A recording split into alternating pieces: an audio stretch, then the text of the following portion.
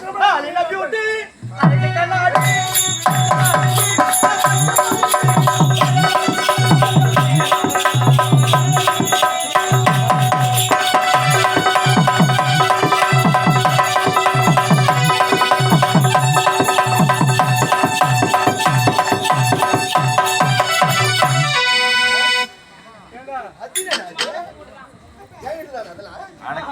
தீர்மானம்